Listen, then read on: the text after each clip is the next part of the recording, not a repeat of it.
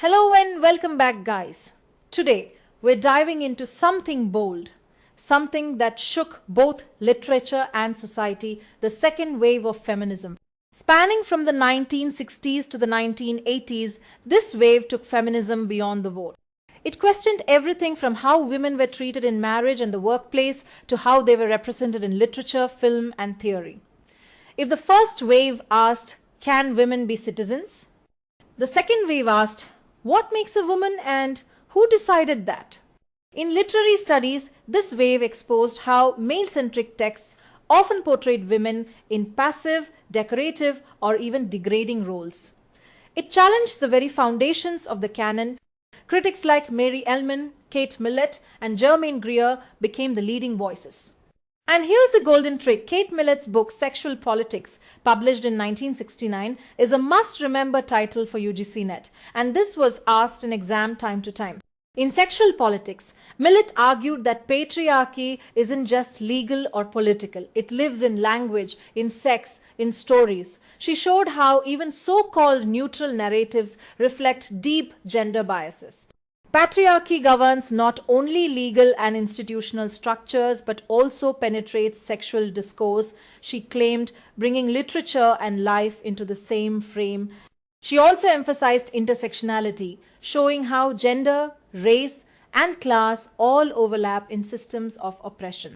Pause here and note. Elaine Showalter introduced the three-phase model of women's literary development in her essay Toward a Feminist Poetics. First, the feminine phase, where women unconsciously imitated male norms. Second, the feminist phase, where literature became a tool for social critique. And third, the female phase, where women reclaimed their own literary authority, writing as women for women without apology. These frameworks help feminist scholars understand that literature isn't neutral, it reflects and reinforces ideology. The second wave taught us that the personal is political and the textual is ideological. That means your syllabus, your novels, your footnotes, they're all sites of resistance or compliance. So the next time you read a novel or a poem, pause and ask, who gets the voice? Who gets the silence? That's the second wave's legacy, turning every page into a political question. Okay. Let's talk about the spark that ignited the second wave of feminism in America. Betty Friedan, a writer, activist, and intellectual force who refused to believe that domestic bliss was the end of a woman's journey. In 1963, Friedan published her groundbreaking book, The Feminine Mystique, a text that didn't just speak, it shouted on behalf of millions of women who were silently suffocating in perfect homes. This book questioned the ideal that fulfillment for women came solely through being wives and mothers. Friedan famously wrote, "Fulfillment as a woman had only one definition for American women after 1949, the housewife, mother." Pause here. This phrase, the feminine mystique, captured a cultural trap. It told women that their happiness must be rooted in the home and that wanting more made them unnatural or ungrateful. But Friedan saw through this illusion.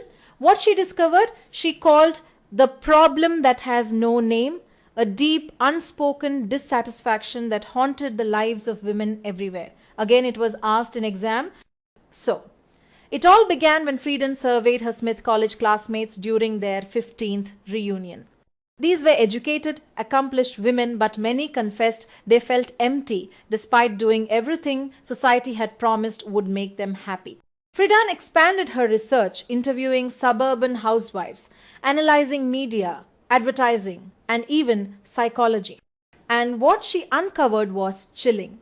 A carefully constructed system of gender expectations designed to keep women in the kitchen and out of the conversation.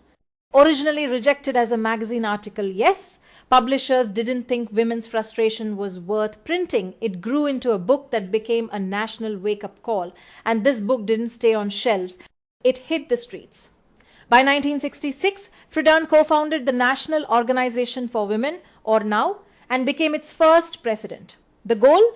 To bring women into the mainstream of American society now in fully equal partnership with men. This meant pushing for legal rights, workplace equality, and social transformation. Now here's the golden trick. The feminine mystique showed that women's pain wasn't personal failure. It was structural, political, and deeply embedded in culture. Friedan turned isolated frustration into a collective movement. And that's the true legacy of her work. It didn't just name the problem, it mobilized women to solve it. Now, it's time to discuss about a revolutionary thinker whose voice reshaped feminist theory across the globe.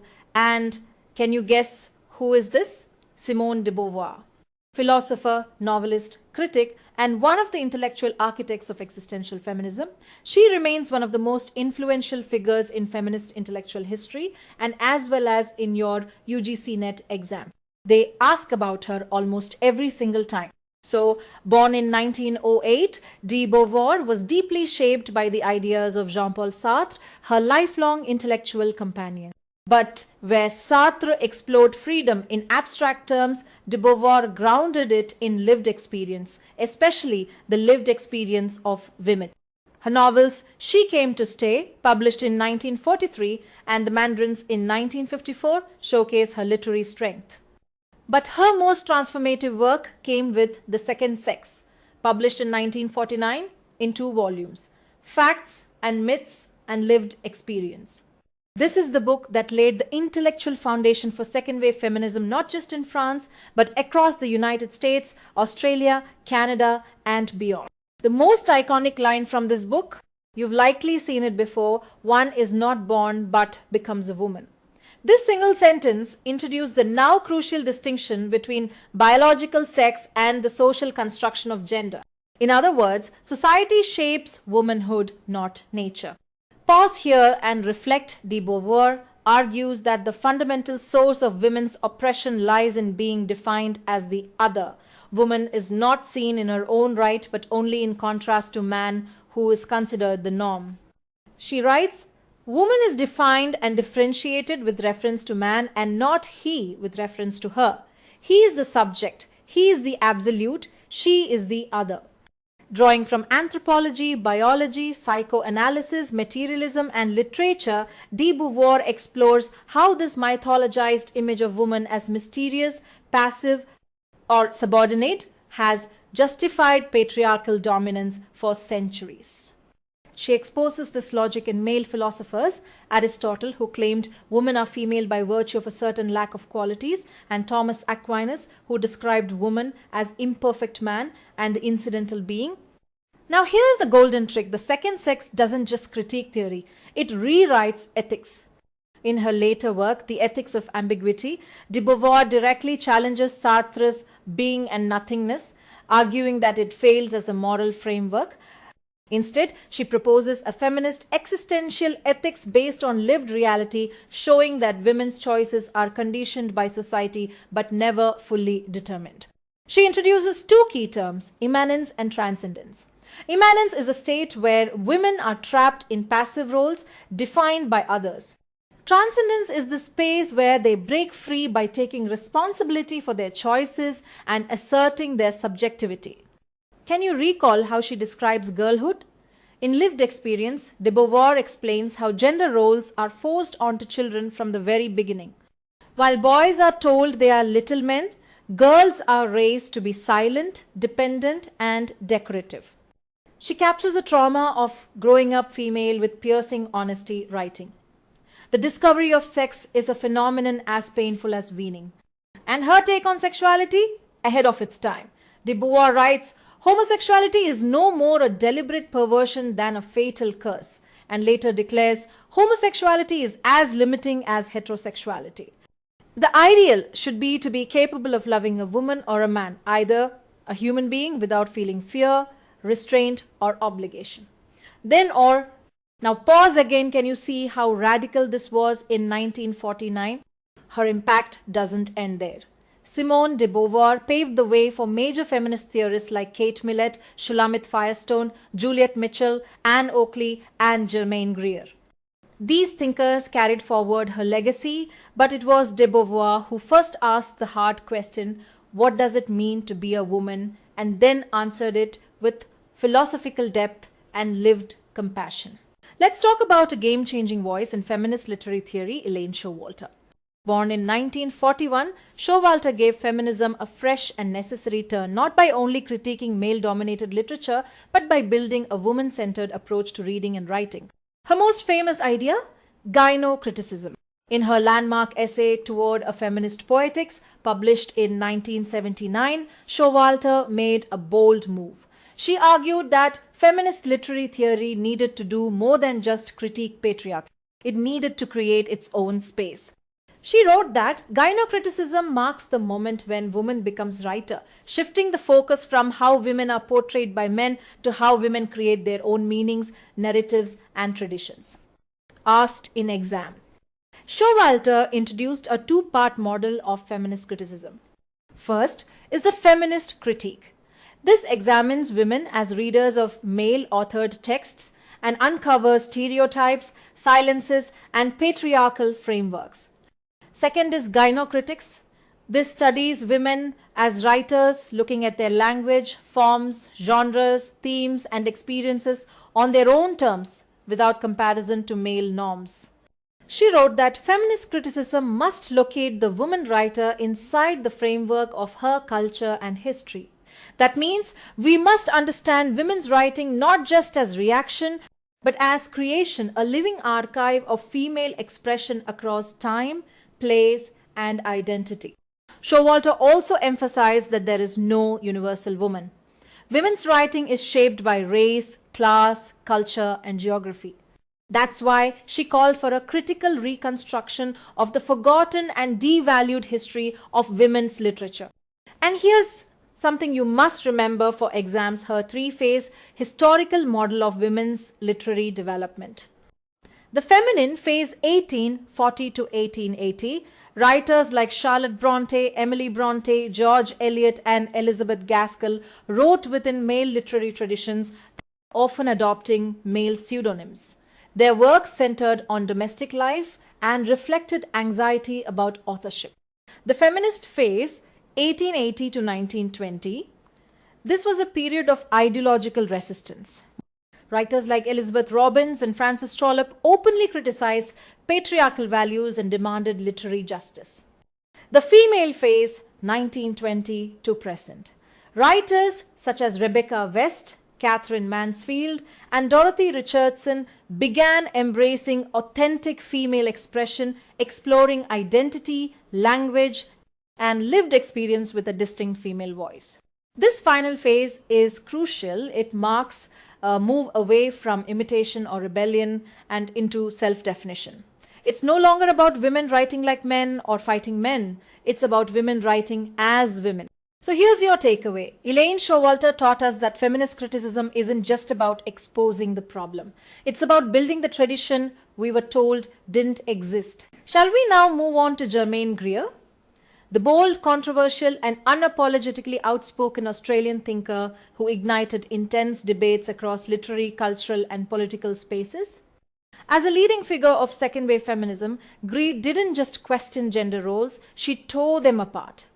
Her landmark book, The Female Eunuch, published in 1970, remains one of the fiercest critiques of how modern society represses female sexuality and autonomy.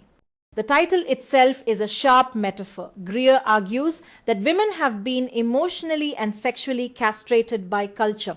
She writes, "The traditional, suburban, consumerist, nuclear family devitalizes women and renders them eunuchs, pointing to how domestic life, far from empowering women, reduces them to passive figures, drained of agency and vitality." Asked in exam. Pause here and note Greer's power lies in her ability to blend scholarship with polemic. She doesn't hold back. She shatters myths and exposes the machinery behind what we call normal. And she doesn't stop with one book. Almost 3 decades later, she returns with The Whole Woman, published in 1999. This follow-up isn't a polite update, it's a revolt against the idea that feminism's work is done. Structured into themes like body, soul, love, and hate, the book attacks modern consumer society and the masculine ideals shaping everything from appearance to desire. In one of her most provocative lines, she declares, "The world has lost its soul and I, my sex." Let that sink in. This sentence captures her grief and fury over how society flattens, sells, and silences female experience. Here's the golden trick. Greer didn't just write manifestos. She also wrote across genres, covering literature, sexuality, aging, the environment, and art. Her major works include Sex and Destiny, 1984, The Change, 1991, The Boy, 2003, and White Beach. The Rainforest Years, 2013, each one continues her rebellion against norms, whether about motherhood, menopause, or even the aesthetics of male beauty. Her intellectual evolution was deeply influenced by reading Simone de Beauvoir's The Second Sex. It was this text that turned her against the rigidity of Freud and psychoanalysis. Greer took de Beauvoir's existential insights and amplified them with rage, wit, and clarity. Throughout her career, Greer remained a lightning rod, refusing to conform to mainstream feminist orthodoxy. She critiqued not only patriarchy, but also the complacency within feminist circles. Whether in classrooms or on television, she provoked, disrupted, and refused to be boxed in. Love her or debate her, one thing is certain, German Greer never whispered. Her feminist voice was, and still is, designed to wake the world up. Let's decode the voice that made patriarchy a literary subject and sexuality a political question. Kate Millett, a trailblazing American writer, scholar, and radical feminist, rising during the height of second-wave feminism in the 1960s and 70s, Millett's work merged theory and activism with fierce personal urgency. Her most influential text, Sexual Politics, published in 1970, was originally her doctoral dissertation at Columbia University, and it changed the landscape of feminist criticism forever. Asked in exam, Millett argued that sex has a frequently neglected political aspect, insisting that sexual behavior is not just biological or emotional but ideological. According to her, literature, culture, and even desire itself are structured by patriarchal power. Pause here and note Millett's analysis wasn't abstract. She named names, especially targeting canonical male authors like D.H. Lawrence, Henry Miller, and Norman Mailer.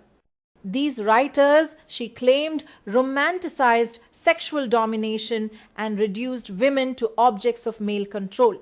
Their books, beneath the surface of so-called literary genius, were steeped in eroticized submission and deeply embedded gender hierarchies. But Millett also highlighted alternatives. She praised Jean Genet, a homosexual author whose writing offered gender fluidity and a subversion of power.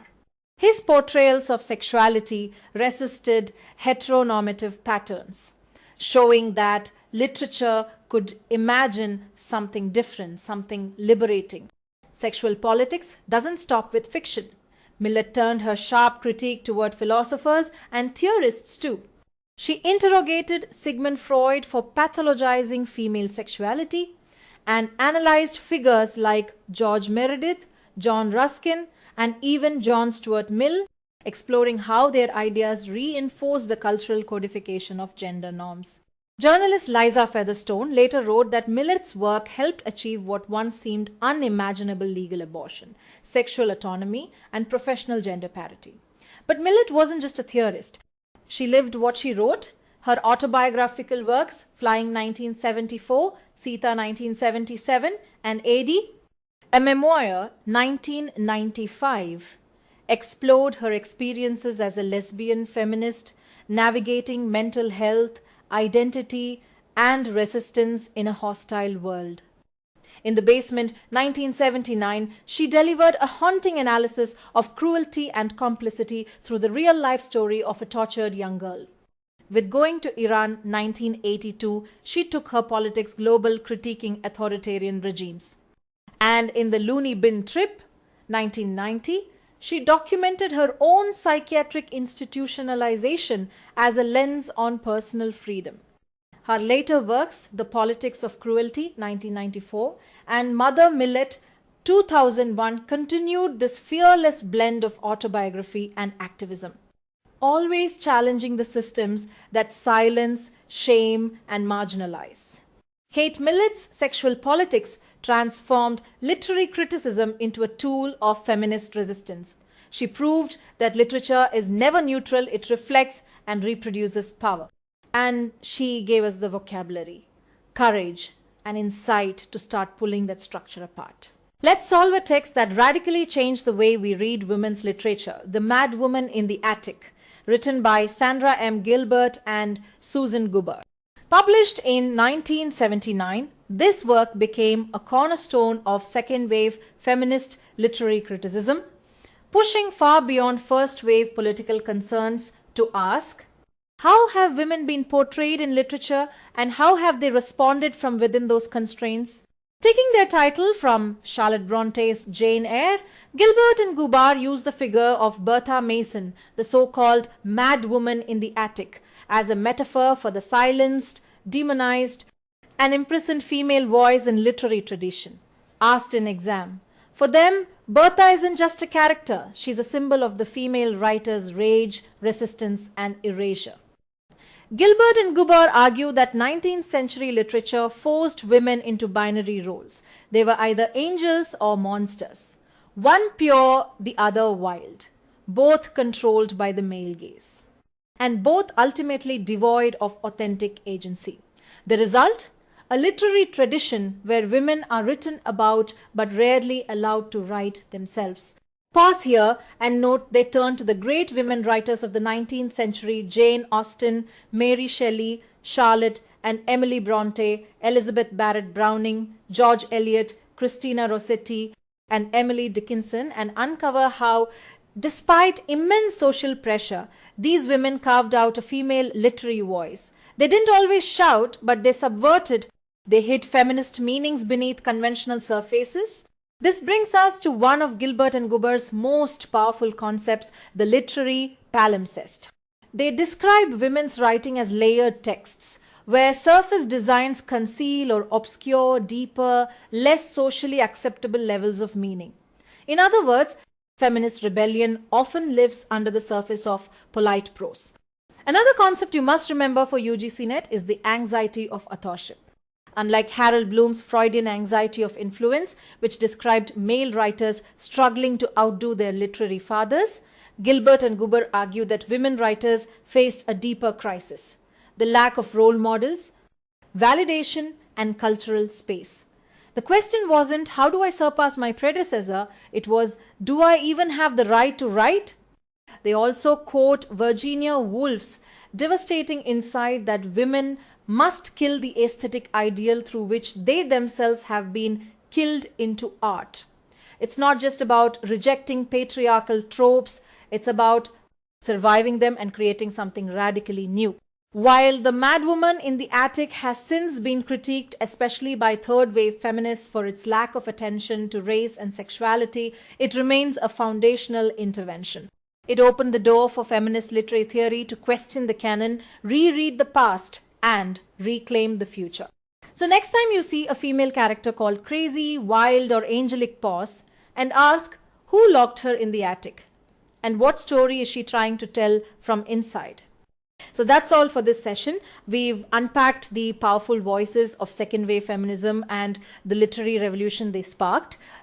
In our next session, we'll dive into the third wave and explore how feminism evolved to embrace diversity, intersectionality, and digital activism in the fourth wave. Trust me, you don't want to miss it. Until then, keep reading, keep questioning, and most of all, keep your voice alive.